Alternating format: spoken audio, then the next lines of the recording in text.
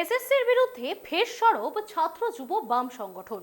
যোগ্যদের চাকরি ফেরত এবং ওএমআর শিট প্রকাশের দাবিতে এসএসসি ভবন অভিযান বামপন্থী ছাত্র যুব সংগঠনের। বামেদের এসএসসি ভবন অভিযানকে ঘিরে ধুন্ধুমার পরিস্থিতি, পুলিশের সঙ্গে ধস্তাধস্তি বাম ছাত্র যুব নেতা কর্মীদের। দেখুন। 2016 সালের এসএসসির 26,000 চাকরি বাতিলে মধ্যশিক্ষা পর্ষদের আবেদনে সাড়া দিল সুপ্রিম কোর্ট। সুপ্রিম কোর্টের প্রধান বিচারপতি সঞ্জীব খান্না ও বিচারপতি যোগ্য শিক্ষকদের পুনরায় বহাল এবং দোষীদের শাস্তির দাবিতে বৃহস্পতিবার এসএসসি ভবন অভিযানের ডাক দিয়েছিল এবিটিএ এবং ডিওয়াইএফআই। সেই মতো দুপুর থেকে করুণাময় থেকে মিছিল শুরু করেন বাম কর্মী সমর্থকরা, কিন্তু মাঝপথেই মিছিল আটকে দেয় পুলিশ। রাস্তাতেই বসে পড়েন বাম সমর্থকরা। শুরু হয় স্লোগান, বিক্ষোভ। রণক্ষেত্র হয়ে ওঠে করুণাময় চত্বর। পুলিশের সঙ্গে হাতাহাতি ধস্তাধস্তিতে জড়ালেন বাম কর্মী সমর্থকরা। 22 লক্ষ ওএমআর শিট, সেই 22 লক্ষ ওএমআর শিটের ডিজিটাল এভিডেন্স যা আছে তা পাবলিক ডোমেনে আনতে হবে এবং তার পাশাপাশি যে সমস্ত যোগ্য শিক্ষকরা চাকরি হারালেন তাদেরকে স্কুলে ফেরাতে হবে। এই দুটি দাবিকে নিয়ে আমরা ছাত্ররাও গোটা রাজ্য জুড়ে নানা জায়গায় আন্দোলন চালাচ্ছি।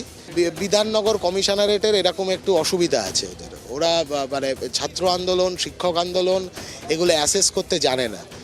প্রতিবারই এই ধরনের কাজকর্ম করে, কাঁদানে গ্যাসের সেল, লাঠি ইত্যাদি প্রচুর গাড়ি টাড়ি দেখতে পাবে নিয়ে আসা হয়।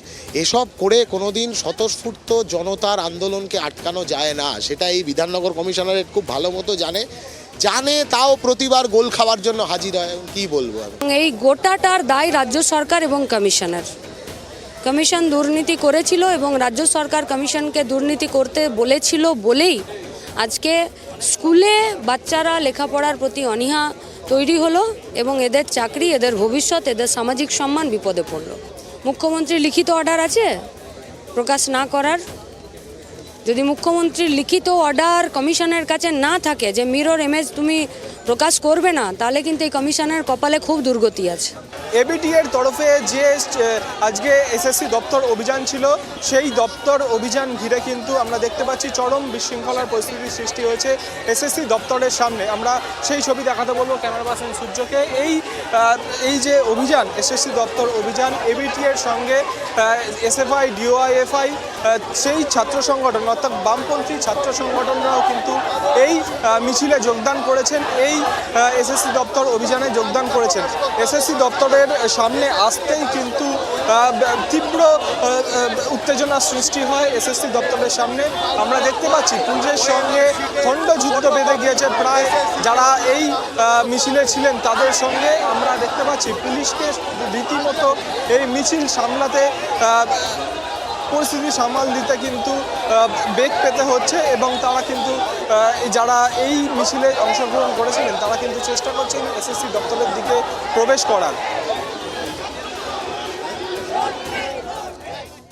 সব মিলিয়ে খণ্ডযুদ্ধ বেঁধে যায় পুলিশ ও বিক্ষোভকারীদের সঙ্গে, যাকে ঘিরে কার্যত বৃহস্পতিবার দুপুরে স্তব্ধ হয়ে যায় করুণাময় চত্বর।